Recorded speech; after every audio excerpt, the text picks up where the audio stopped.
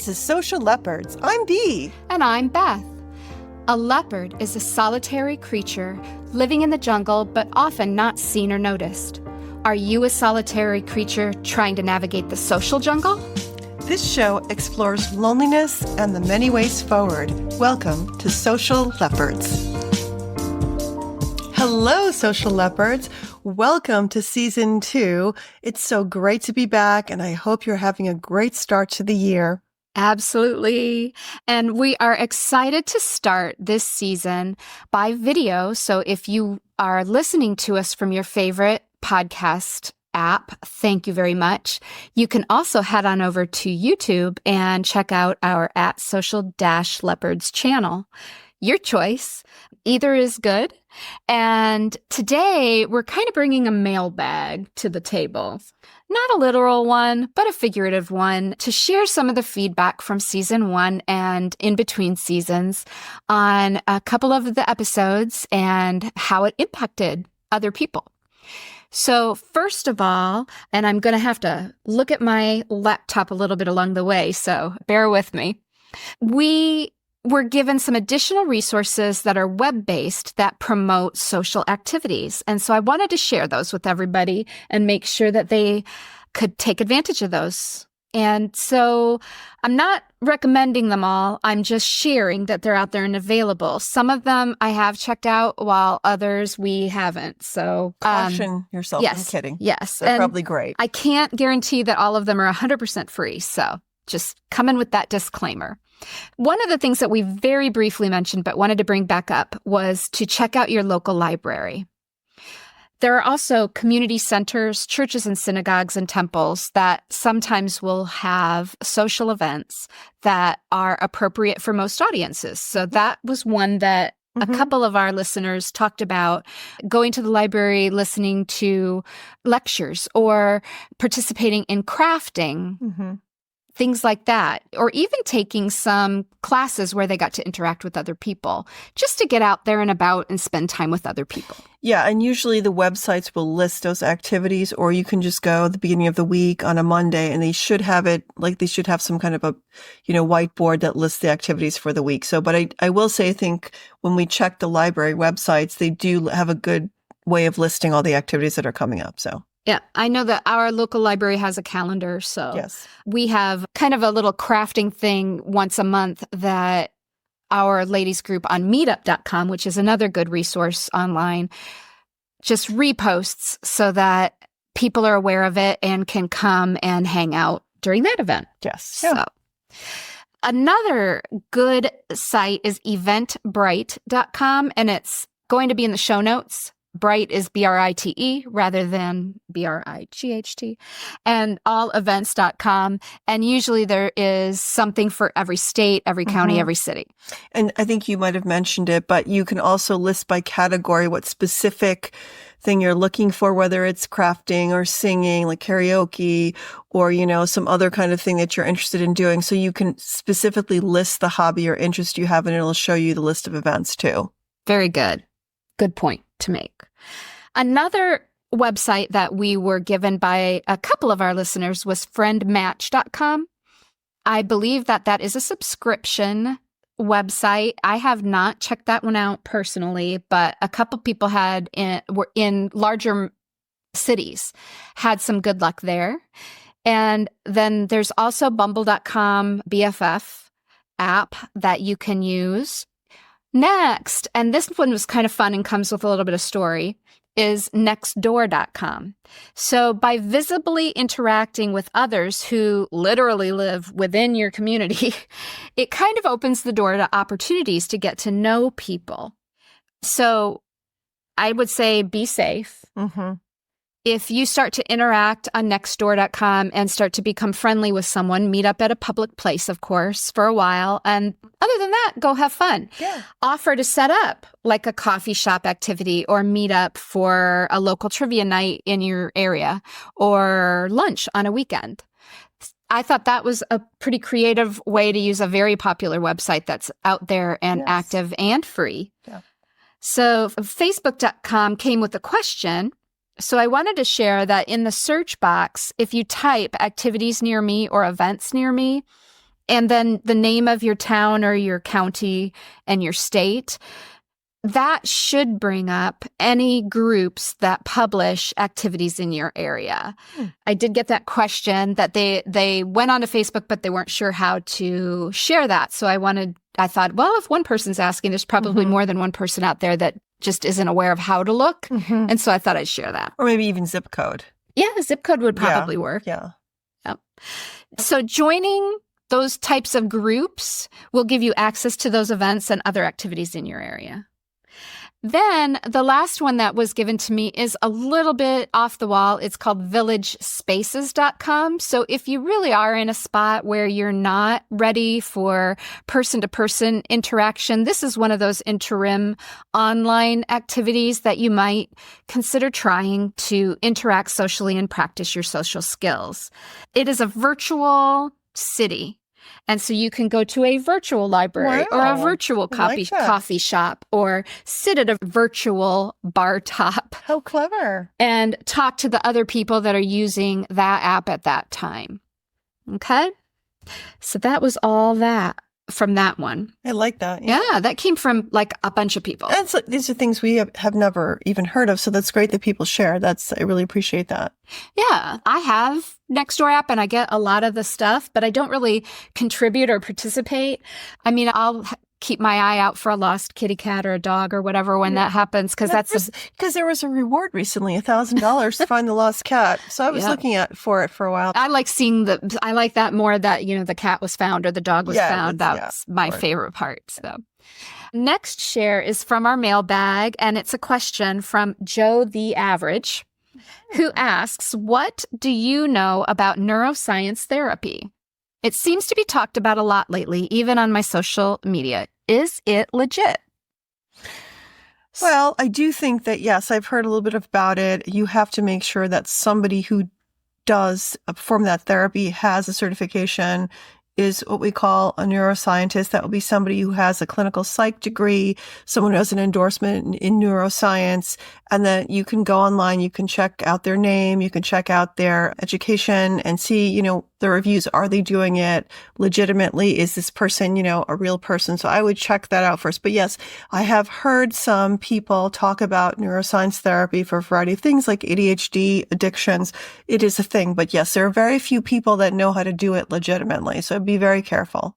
Yes, I would agree with that. Neuroscience therapy is legit, people. It's about leveraging our understanding of the brain's structure and function to address various conditions. That is the written short answer. Yes, thank you for that. So the key benefits of neuroscience therapy, according to a social media friend of mine, is that it can provide targeted treatment. Unlike traditional therapies that take kind of a generalized approach, neuroscience therapy focuses in on specific brain circuits and functions.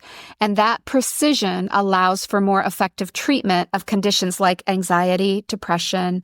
It is especially used for trauma and addiction. Yes.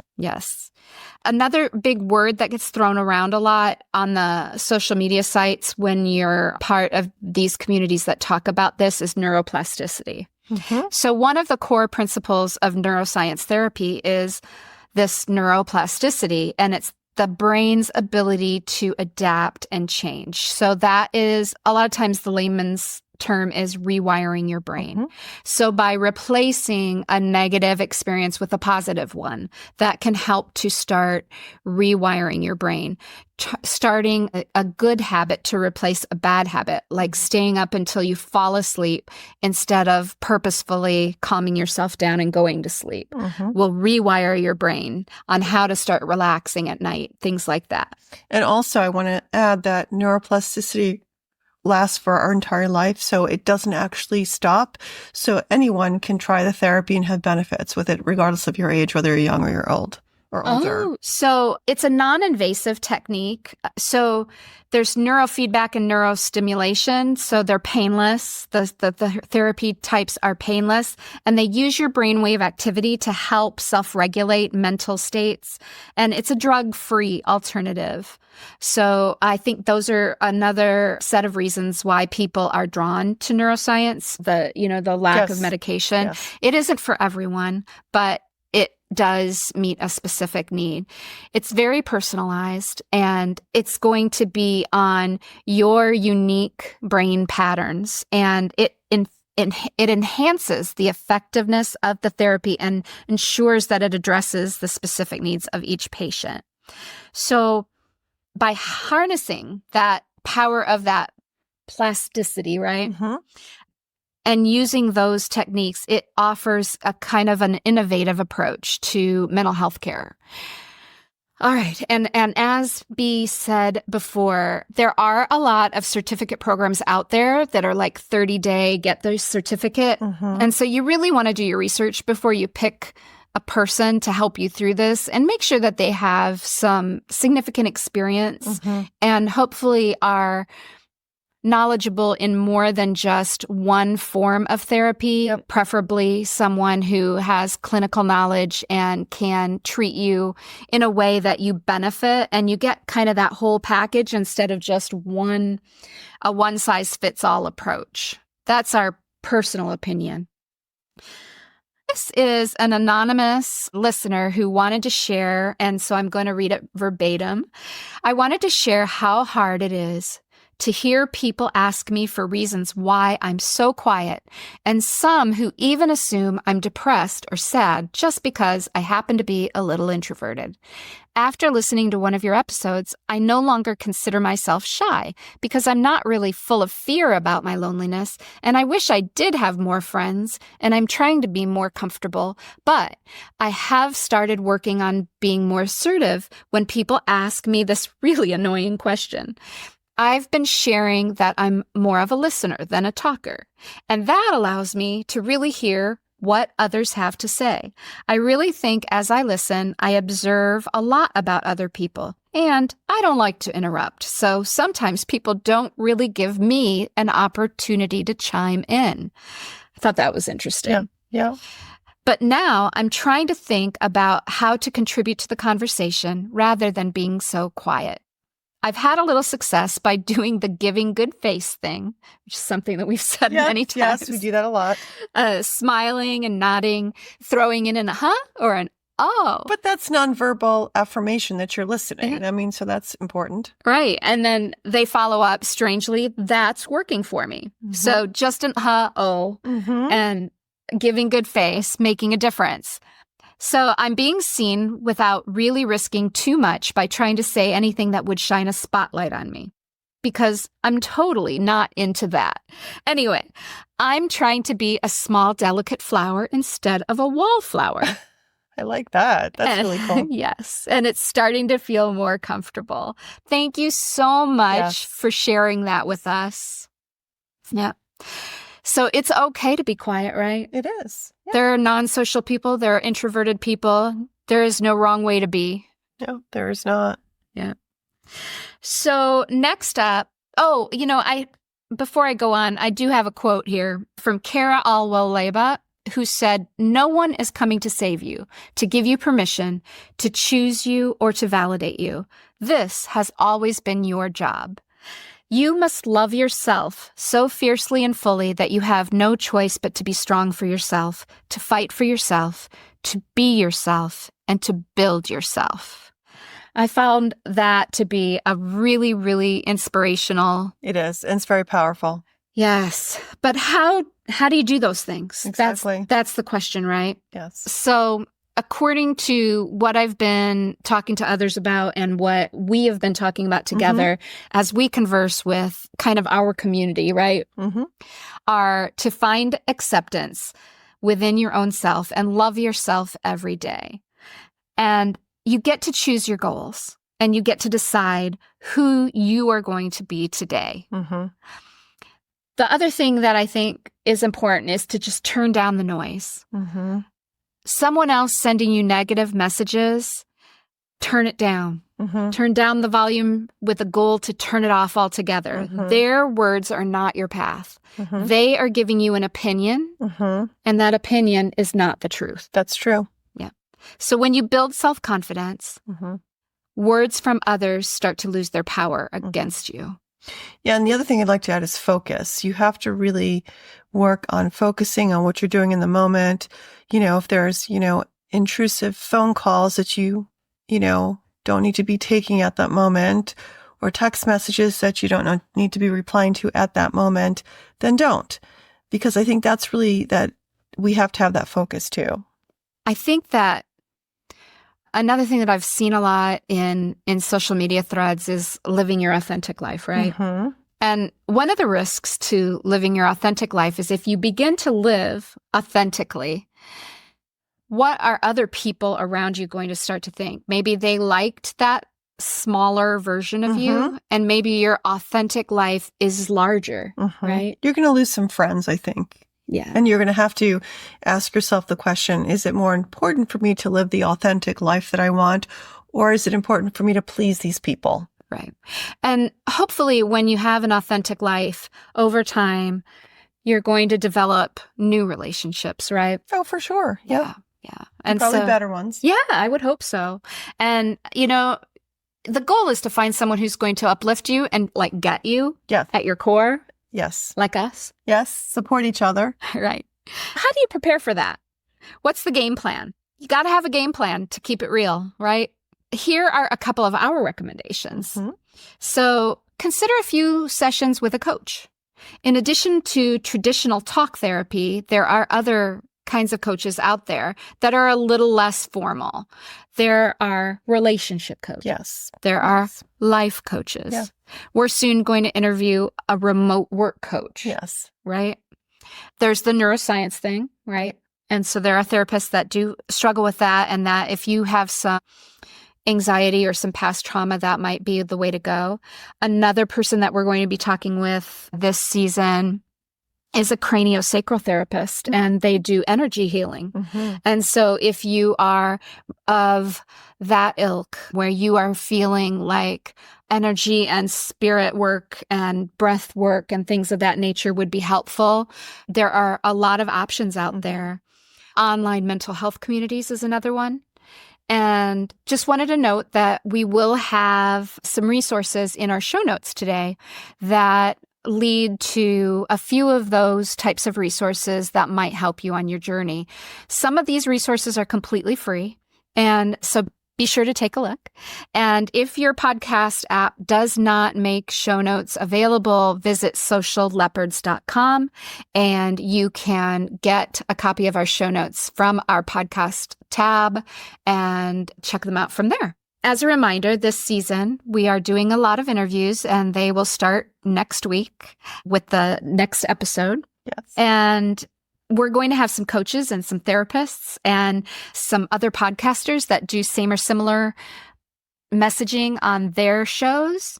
And you never know when the perfect moment of inspiration will come and find you, right? Right. So we're kind of theming this season perspectives on loneliness. So it's a wide range of wonderful individuals who are inspired in different ways, and we're so excited to bring them to you. So I'm going to move on to another mailbag moment. Okay. And this time it's from Anne. Okay. And she asks a very interesting question. Why do I love self-isolation so much? Is it a bad thing? I feel the most safe when I'm just by myself. I get very anxious around most people, even my family. The only thing that brings me peace is to be alone. I don't ever want to go near people. I don't want to study or be anybody in this world. I just want to curl up and be quiet. My dad always says that anxiety around others will go away if I spend more time with them. But honestly, people just drain all my energy until I can't speak because I'm exhausted. Why am I like this? Is it even a bad thing? So, Bea, what are your initial thoughts? Well, I mean, typically, if you are so adverse to interacting, I would wonder if you aren't suffering from some possible depression, because that energy piece that she says that she's so exhausted, I would investigate, is she sad? Is this why this retreating into isolation makes her feel more comfortable? Because a lot of people who are sad get very easily overwhelmed, and then they do, feel better being alone. That'd be my initial thought. What do you think? I think that is one definite possibility. I think we've talked about introvert type of personalities and non-social people, but not to that extent. Exactly. And so I think that there's this line, and I don't know exactly where it is, but there's nothing wrong with enjoying being alone and embracing solitude. Right. Nothing wrong with that at all. That's not what we're saying. Right. But when you're totally isolated from others and you find it difficult or impossible even to interact with others, then that's the danger point. Because we look at what is your life being impaired in some way, and I think it is being impaired. Yes. And it changes your brain chemistry over time. Yes. And then all of a sudden you're fearful of socializing altogether across the board. Yes. Right? Which can lead to all kinds of other mental health issues that can spring from that continued isolation, because we all need social interaction at some level. And we know, we've talked about this in a prior episode, that everyone has different levels of need, but there's definitely a need. Yes. So I guess, Anne, what I would say to you is to really kind of dig deep and try to find the root cause of why you feel the way that you feel and determine where you are on that spectrum, right? Yeah.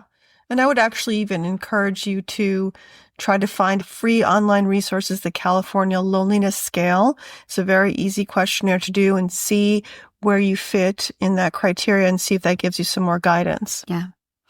And maybe it's possible to even find another friend who isn't super social. We hear a lot of people out there who feel similar to the way that you are talking about. And we know that there are a lot of people who do enjoy their solitude, and they are drained by too much energy from too many people who talk too much, right? So I think that the balance is finding someone else who just wants an occasional interlude, or go out for a quiet cup of coffee, or to even just read together at the local coffee shop, or do something that is not necessarily going to require you to expend that level of energy, right? Yeah. Right. And I think that makes it a little bit easier to sort of see the possibilities. So that brings us to the end of today's mailbag. I hope that you found some inspiration and information that you found helpful today.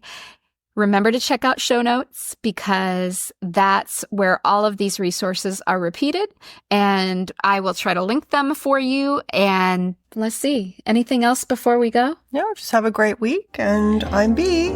I'm Beth. Hey, social leopards, don't slink back into the jungle quite yet. We have 2 important messages to share. First, remember to like this episode, drop us a comment, and if you haven't done it yet, follow this show or subscribe to our YouTube channel. You can reach us on social media. You can also email share@socialleopards.com to contact us privately. All links are in the show notes. We love and appreciate hearing from those who listen to the show.